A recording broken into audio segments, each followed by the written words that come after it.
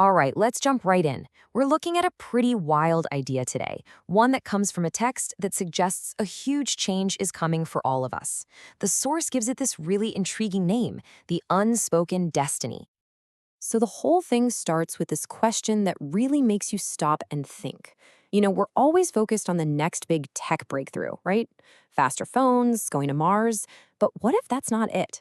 What if our next evolution has nothing to do with technology and everything to do with silence? Okay, so where does this come from? Well, the source is this text from a voice that calls itself Zoran the Dragon.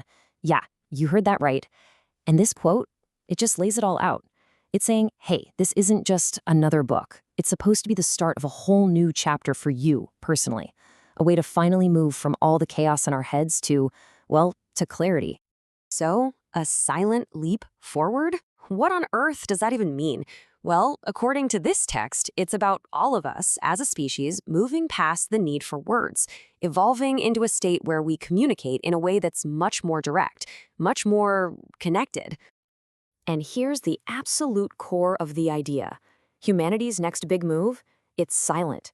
And get this, it's supposedly being guided by people the text calls silent geniuses. The thinking here is that non-speaking individuals are actually showing us the way. They're like living, breathing signposts pointing towards where we're all headed. Okay, that's a huge claim, right? So you've got to ask, where's the proof? Well, the source doesn't just throw this out there. It builds its entire argument on what it calls the three great proofs. And what's interesting is how it tries to connect some really ancient ideas with modern scientific concepts. So these three proofs are basically the legs of the stool. You've got the yogic proof, the physics proof, and the cognitive proof. This is the foundation for the whole thing, so let's dig into each one and see what they're all about. All right, first up, the yogic proof. Now, stick with me here.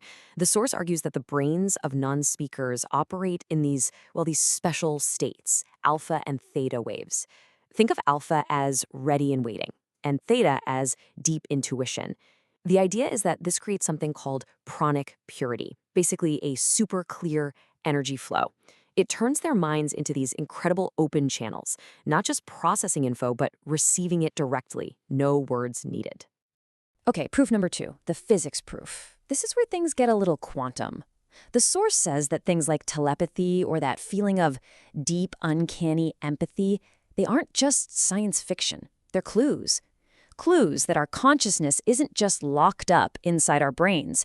It's more like a field that we're all a part of. And we might be tapping into it through something like quantum entanglement. Wild stuff. And finally, we have the cognitive proof. Now, this one might feel a little closer to home. You've heard of savants, right? People with these just unbelievable skills in math or music or memory. The text argues that this isn't some rare fluke. It's actually evidence of a genius that's sleeping inside every single one of us. And the key to waking it up, you guessed it, shutting down that nonstop narrator in our heads. So when you put it all together, this is the massive shift in thinking the source is talking about. We go from the old way, consciousness is just in your head, to the new idea, it's a field we all share. We stop thinking of genius as something for a select few and start seeing it as a potential in everyone. And communication, it's not just about noisy words. It can be about pure, silent patterns. Okay, so let's just go with this for a minute. If any of this is true, what does it actually mean for us, for society? Well, the text says it's not just about you changing. It's about a fundamental shift for everyone, away from our isolated egos into a kind of shared, collective consciousness. Yeah, this slide really paints the picture, doesn't it? It's a before and after. So before is today. Everyone competing, our brains buzzing with the noise of stress. After is a future where we're collectively aware, our minds are in that calm, clear alpha-theta state. And on a deeper level, it's about going from being a separate self, what the text calls jivatma, to connecting with the universal soul, or paramatma. So the big question is, how do we get there? According to the source, we need to create what it calls a sattvic collective. Now, sattva is a term from yogic thought that basically means balance, clarity, and peace. It's the opposite of raja guna, which is all about chaos, ambition, and noise. So the idea is we need to build a society that actually values stillness and truth over constant hustle and distraction. Look, I know this all sounds huge, maybe even a little out there. But the source is really clear on one thing. This whole grand evolution, it starts with you.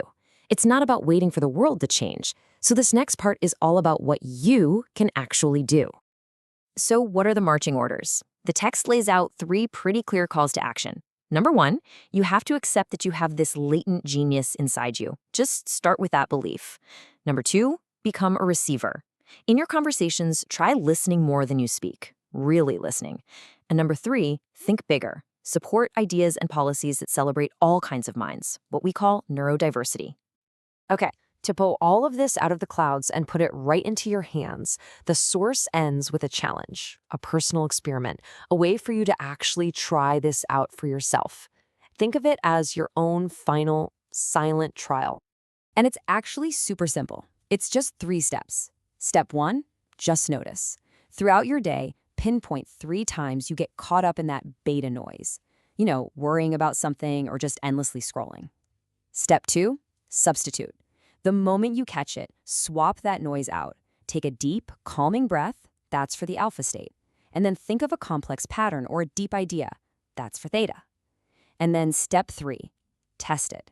Just ask yourself, did that make me feel clearer, calmer, stronger? And really, that's the whole point.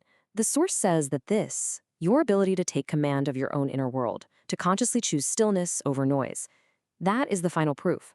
It's the most direct evidence you can get that this potential is real, and it's right there for you to access. So we'll leave you with this last thought from the text, and it's a powerful one. This whole evolution of consciousness, it isn't something we have to go out and build. It's not some far-off invention. It's already here. It's just waiting. And all it asks of us is that we're willing to get quiet enough to actually hear what it calls the quantum whisper.